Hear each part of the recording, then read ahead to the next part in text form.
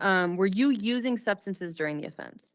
Yes, I was actually on mushrooms, psychedelic mushrooms, so it was like and heightening my anger. Like you hear about people like are on bad trips on psychedelics. That's what happened. Have contact with any of my victims. Just like I said, I hold no ill will. What do He you mean did when you say you hold no ill will? like I'm not angry. I'm not holding like a grudge towards him. I don't. He wrote in one of my earlier board packets that he's worried that I'm going to get out and like hunt him down and kill him, and that's the furthest thing from like what I want to do when I get out of prison. Like I'm not mad and want to do that. I'm not, it's over.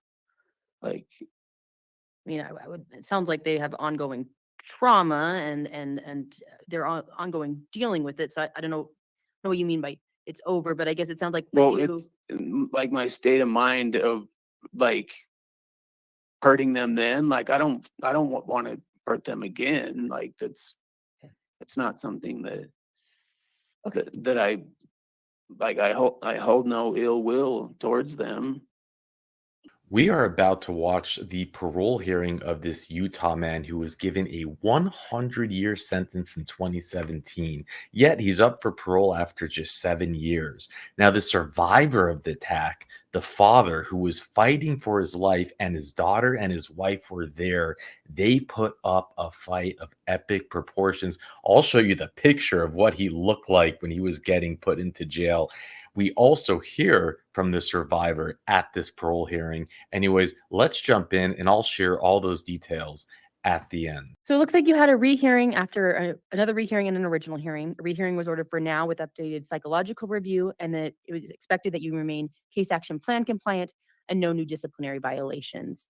And we will, of course, be talking about that psychological review today. Does that sound procedurally correct, sir? Yes. All right, sir. In regards to your offense, any comments you have, anything you want to say about the offense? Um, I don't really like I wrote a letter about what I wanted to say here, but I mean, sometimes I just get a blank when I get asked a question like that about it. When you say you get a blank, what do you mean? Do you have memory issues, sir? Or I don't know. So what do I have to say about like my crime? yeah. I mean, just that I feel horrible about it, and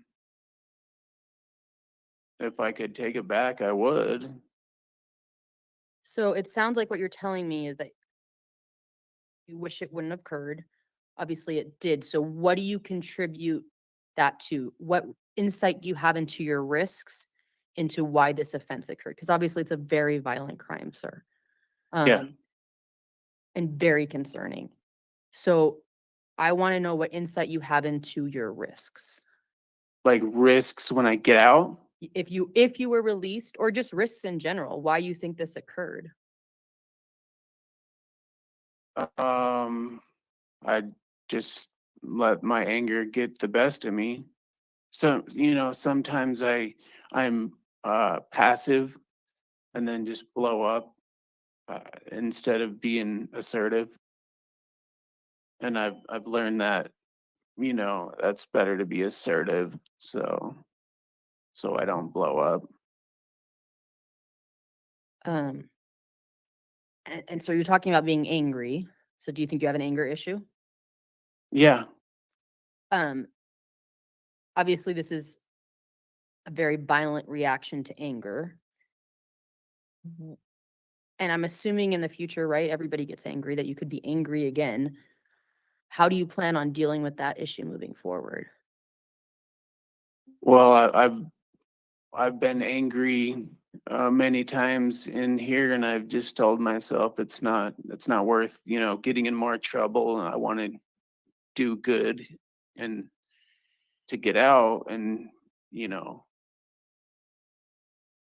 take care of my mom and pay my restitution and and all that. So anytime I get angry, I just stop my thoughts and think to myself, um, it's not worth, any violent behavior from my anger. So, When you say you stop your thoughts, can you elaborate on that? What do you do? well, like my anger management class, has taught me to um spot like warning signs of like, your thought behavior, or like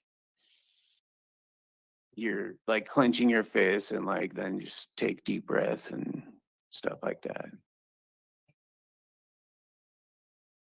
All right, sir. I think we're gonna have some victim testimony now. So I think we'll have the officer escort you into this other room. You'll still be able to hear, okay? Yeah. But we're gonna have you brought out of the room for the victim, okay? Okay.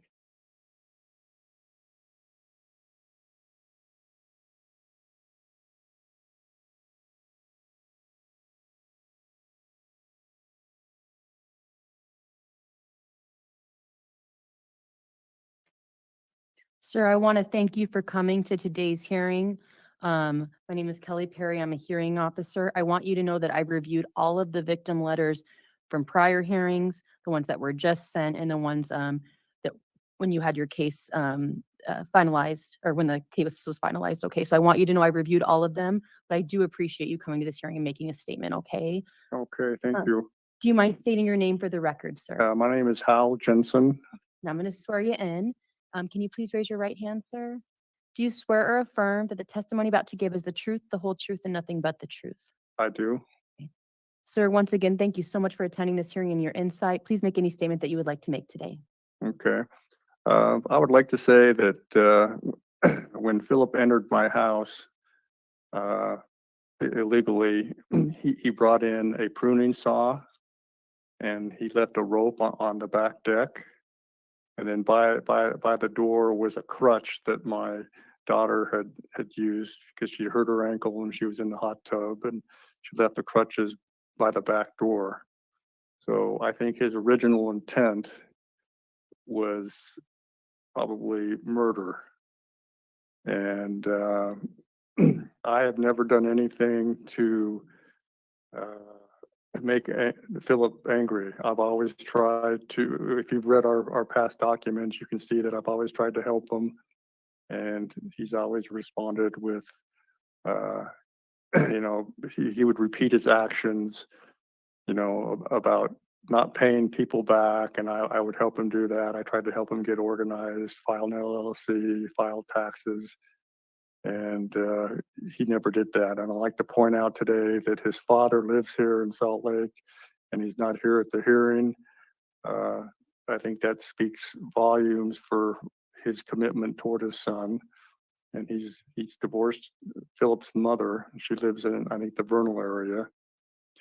And so what I'm saying is he has a long history of criminal behavior and irrational. He's had a long history of treatment at the LDS psych ward, and he's told me that he just tells the people at the psych ward what they want to hear.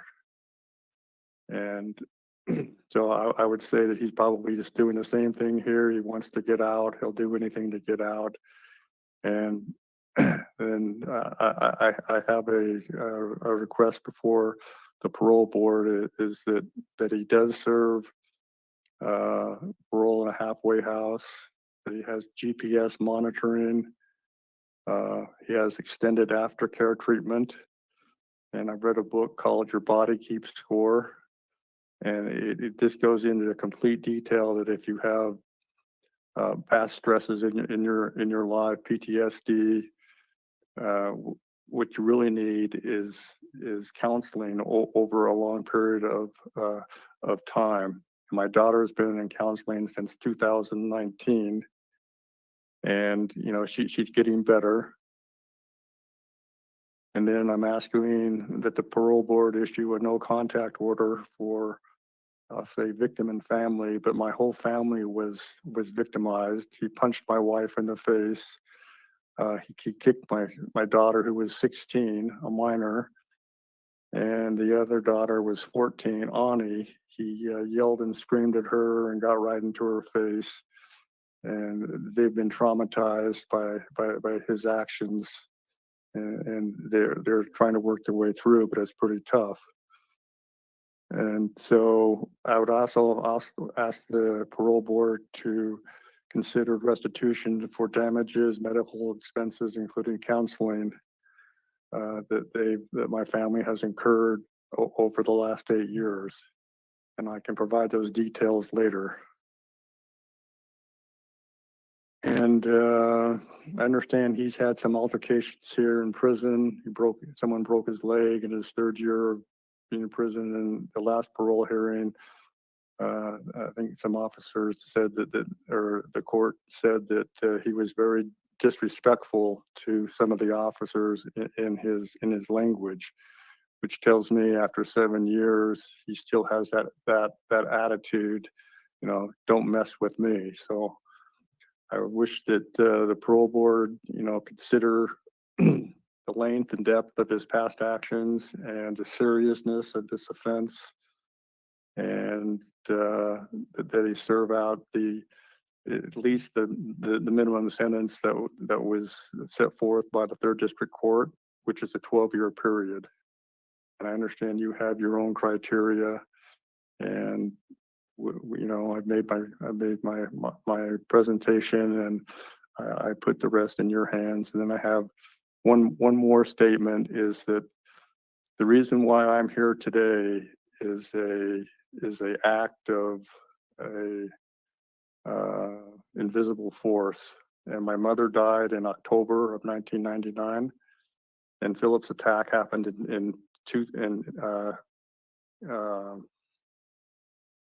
actually, she died in 1999. And I talked to her a couple of days before her death, and she said, "Take care of the children." And then when I was laying in bed there, just getting beaten to an absolute pulp, I was laying down, and all of a sudden I felt myself just get ejected. Straight out of bed, launched at a 45-degree angle, and I landed on top of Philip. And then we fought for 25 minutes or so. And then thinking back, I realized that was my mom's spirit that helped me out of bed, and she helped end this total disaster. So with a little divine guidance, that's why myself and my family are still alive, because I think he would have killed everyone, probably raped, the children of my wife. And he's a he's a person that needs extensive counseling, years of counseling, and I would like to see him serve out his initial 12-year term. And I thank you for the opportunity to tell you what's on my mind. I appreciate your comments, sir. I want you to know I've been making notes of all of them, okay? And I really appreciate you attending this hearing and making those comments, okay? Thank you. I'll go ahead and have him come back in.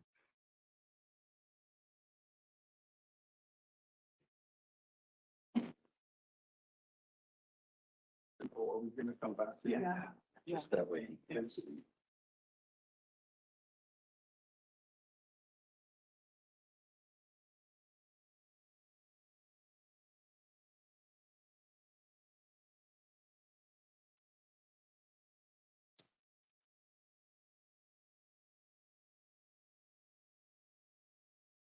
Okay, sir. All right, sir, I'm going to give you an opportunity to respond. You did hear what the Yeah. victim just testified to, okay? Please direct your response towards me if you have any, not towards the victim, okay? Do you have any response? I wrote a letter. When you say you wrote a letter, are you referring to your comments in the I- board packet? I wrote a letter to just talk about on me right now. Okay, oh, you want to read a letter? Yeah. Okay, go. You can. I just to make sure it sounds like, because it's hard for me to like just think of what to say. So I just wrote a letter. Okay.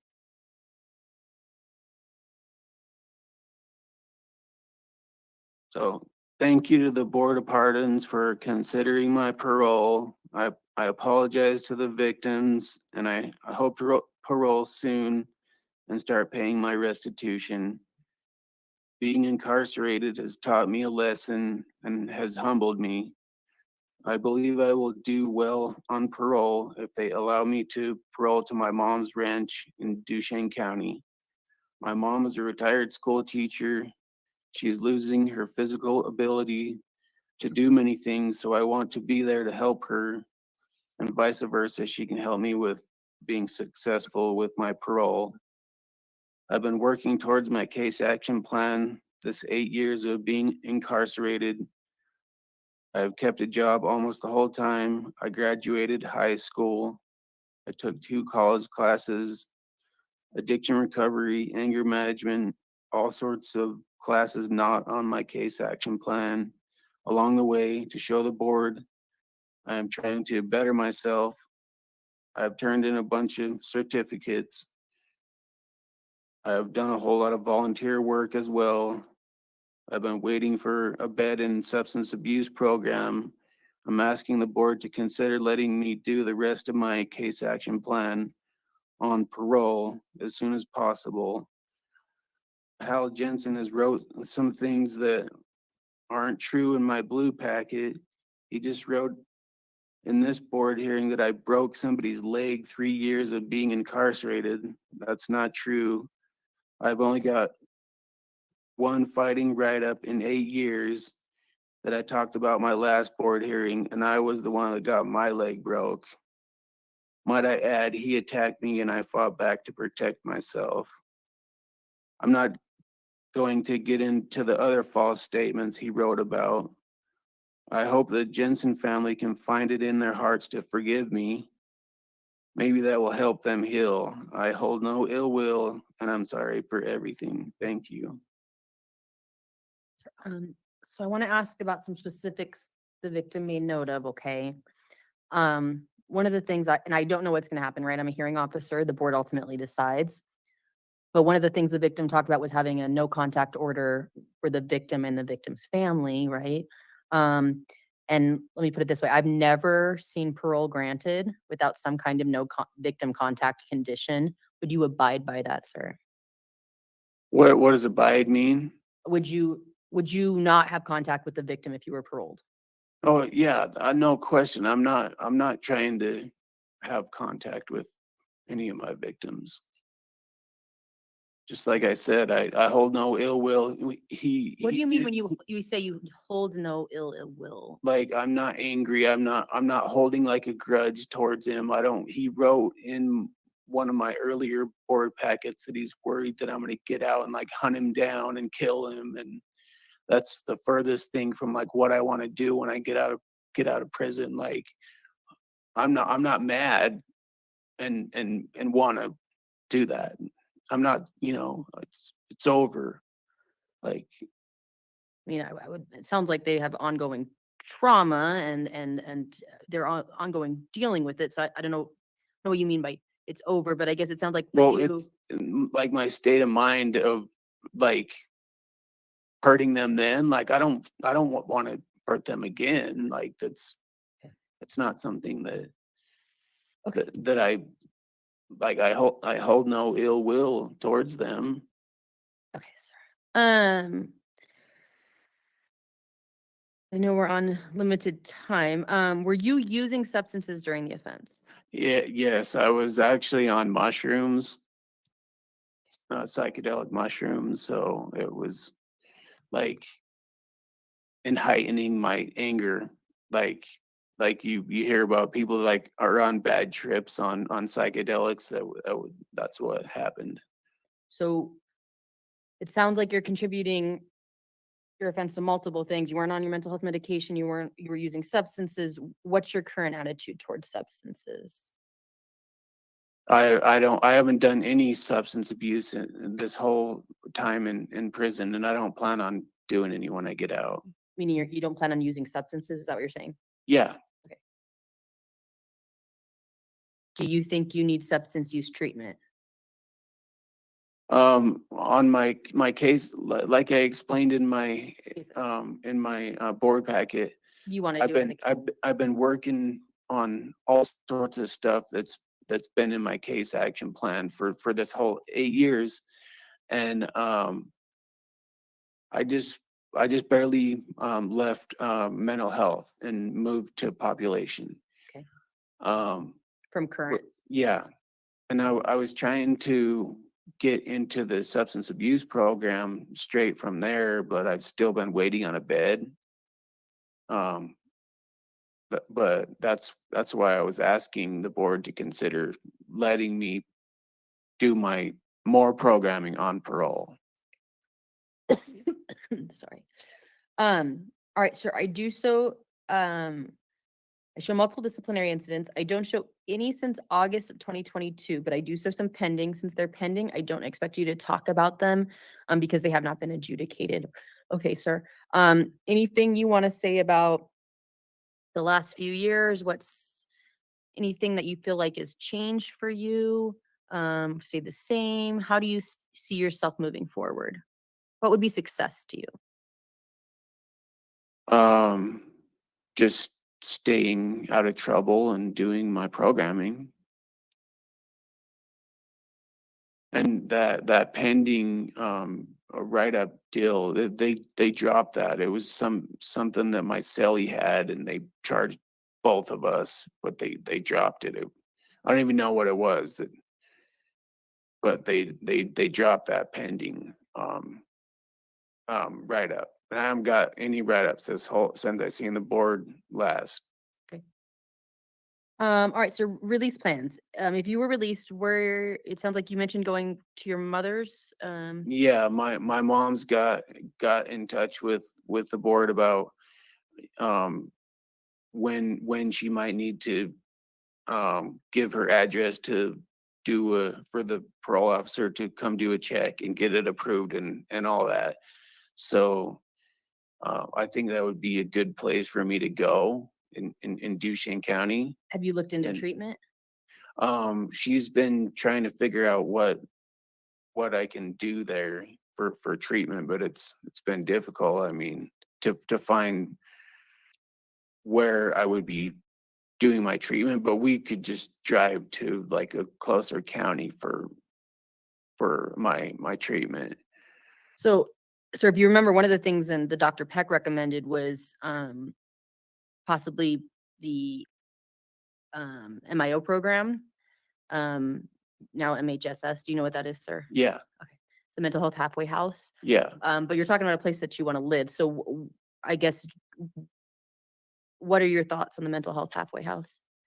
Well, I mean, just whatever they recommend, I'm gonna, work hard towards. If they send me to a halfway house, then I don't have any doubt that I'm gonna do good. I'm a hard worker, and I'll work towards doing whatever I have to be compliant with parole, and then maybe transition from the halfway house to my mom's house eventually.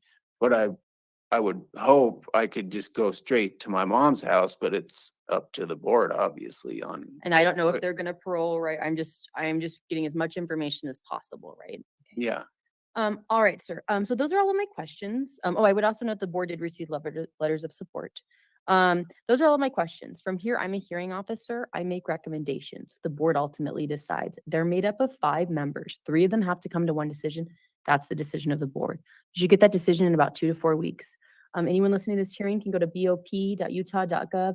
Obviously, you can also contact the victim advocate, and she can look up that decision for you. It'll take some time, but it's faster on the website. And someone can tell you what that decision is while you're waiting for the written one, okay? Because it is faster on the website. Sir, I would note your guideline is 84 months or May 23rd, 2023. I want you to understand that's just a suggestion, and it's obviously passed, right? The board decides going from here what'll happen, okay? Do you have any closing comments or questions for myself or for the board, sir? No, I think we covered it all. Okay. Thank you. Well, I appreciate your testimony today. I appreciate everyone's testimony. I've made notes of all of it. We'll go ahead and conclude. Thank you. So, so this is what he looked like after dad mom and daughter fought back for their lives, and maybe this is what he means by I hold no ill will towards them. And we have a lot of information that we're going to go over in this case, so thank you, Richard. So the board made their decision. We know we won't show you these Utah parole hearings until we've waited until the decision's been made, and the parole board said that your risk of ongoing behavior warrants additional incarceration and or program completion for risk reduction. Your offenses cause substantial physical or psychological injury to the victims that is greater than similar offenses with the same sentencing guideline crime category. The victim and or the victim's family express significant impact financially, emotionally, or physically and does not support release. Now, they granted him a rehearing on November 2025 at the time of this recording of July 10th. So he has another year and I don't know, 3-4 months for a rehearing. But it's 100-year sentence. Now in Utah, the sentencing are gimmicks. They give out 100-year sentences like hotcakes, and they also give parole like the dessert of that. I don't know, Sunday ice creams, whatever. So it's all a gimmick, but look at that face. Now we'll read about how they fought back. And this was like the father said at the Survivor Impact story, imagine if it had gone another way. He was not exaggerating by how terrible the outcome could have been. And man, as a father, as a husband, as anyone who has to fight back for their lives to be in that situation, and what's I think even more disturbing about this was that it seemed that he was treating this man like a father, giving him a second chance, giving him employment, putting him under his wing, taking care of him. And then that's how he gets the favor returned. This man is clearly dangerous and should never get out. And I would be afraid if I was that father, knowing that he'd get out. Who even says that? PCP, I'll get it. Meth, I get it. Shrooms, really? Bro, I as a true crime person, I don't know. Have I ever heard bath salts? I get it, but shrooms? You get violent on shrooms? Man. Okay.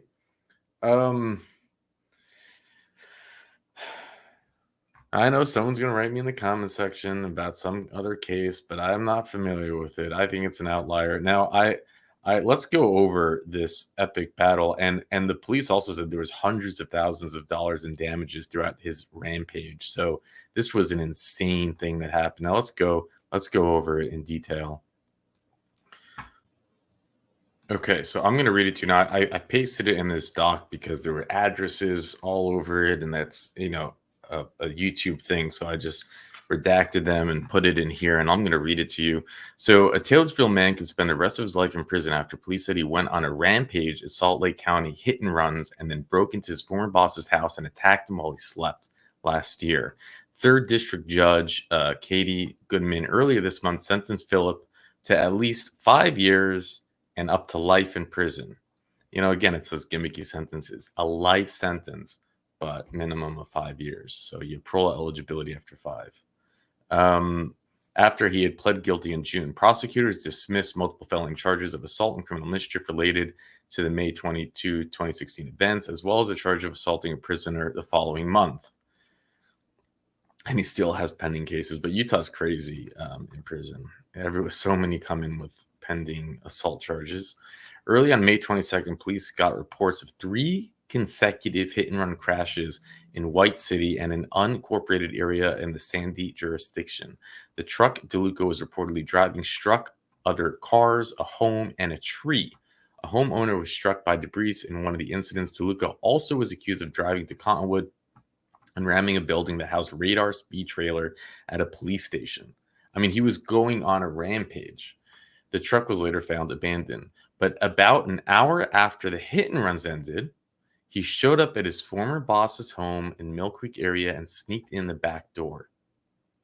A woman heard screams and saw her husband being attacked in bed. She told police her husband had recently fired him. The man reported waking to crushing pain on the right side of his face, the result of DeLuca striking him with the crutch. Imagine waking up to that, the shock that does to you, the way it will forever change your life. The wife said she tried to pin DeLuca down. Then grabbed her daughter's hoverboard and struck DeLuca in the head with it. But he would not stop attacking her husband. The couple's teenage daughter also joined in the struggle, court records state, and sprayed DeLuca in the face with pepper spray. The family of the man ended up beating, this is the quote by the lieutenant. The family of the man ended up beating the tar out of DeLuca, a unified police officer lieutenant said at the time. So I was wrong. This is not, he didn't beat the tar out of him. I'm sure he got his nice hits in at some point. But his daughter and his wife were being mama bear and baby bear. And they came in. The wife gets the hoverboard, bam! And the daughter's spraying him with the pepper spray. And this poor sucker, I don't know, say poor sucker, just this. He was just taking psychedelic mushrooms. The way he talks about it after, it's like, oh yeah, it was just but this was a rampage that went on for the whole night. We'll go over some more of the details of how intense it was. But man, I let's give his daughter and wife some credit. They fought back. They were warriors. So so this is how it goes. His night started.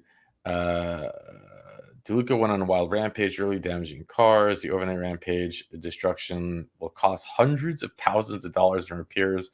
He damaged at least 3 homes and a police station. One of the homes belonging to Dr. Silica, belonged to 2 of his cars were smashed, and the front house was rammed straight through when he drove his 2006 Chevy into the living room. So this is the first thing he does. He drives his 4-door Chevy into the living room. Smith is thankfully can walk away with minor injuries after being knocked over by the collision. He's hit. I thought I was a goner when I saw the truck coming at me. That blow that hit just in a matter of split seconds. I opened my door and boom, I was lying on my couch, he said. It's even more of a miracle that Smith's granddaughter wasn't seriously injured. She was sleeping on the couch in the spot where DeLuca's truck smashed right through. This is part of the crime that we didn't even touch on today at his hearing. Needless to say, it was a little scary, he added. The second hit and run, occurred just down the street from Smith's house. DeLuca backed into Lexus belonging to Brad. Neither neighbors actually saw, and he said the hit and run came outside. He saw taillights down the way and hung left. This is when DeLuca hit a tree near Galena Drive and took off. Unified police say they broadcasted the description, the license plate, but before they could apprehend him, he then went to the police station. He hit the Unified Police Station. He rammed a couple of speed trailers. The corner of the building, the gas line, thankfully he didn't rupture it, but moved it away from the building, causing a lot of damage. Then they say he may have been involved in another hit and run in Cottonwoods Heights. The incidents are still unknown. And he was posting about it on Facebook. So he meant to hit each one of these, said Lieutenant Bell. Brown, who is friends with DeLuca on Facebook, says DeLuca was posting about his rampage in real time. He read to ABC News one of the posts. He goes, I smashed the first cop station. And then I said, so yeah, so is my Lexus and Jeremy Smith's house. Thanks a lot, said Brown.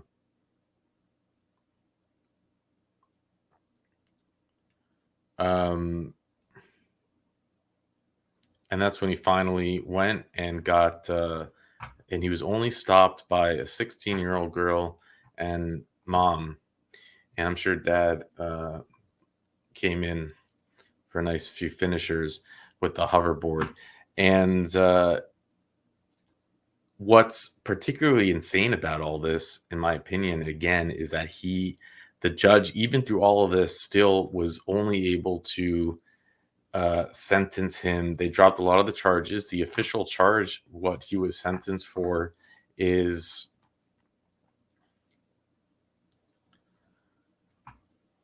the official aggravated burglary first degree. That was all they gave him. They gave him a plea deal. They didn't take him to trial. All they gave him was aggravated burglary first degree. And you read about it in the headlines that man may get life on 18-hour rampage. And he does get a 100-year sentence. But parole eligibility after 5 years, and he got that parole hearing. This was his second parole hearing. Utah are gimmicks. This guy, to think that you can get that, if he had paroled well, he would have gotten released. It's insane. It's a broken system, and this is part of why we do this. On a side note, I don't know if you recognize that parole interviewer, the parole officer, the woman. She left an epic mic drop at one of the parole hearings when the inmate started to tell his victim, a woman, what he did to her, which was horrible. He started to tell her to get over it, and Mama Bear jumps in and rips him a new one. If you haven't seen it, I'm going to link it right here. I recommend you do. And thank you, Richard, for the info. With that, I'll let you go.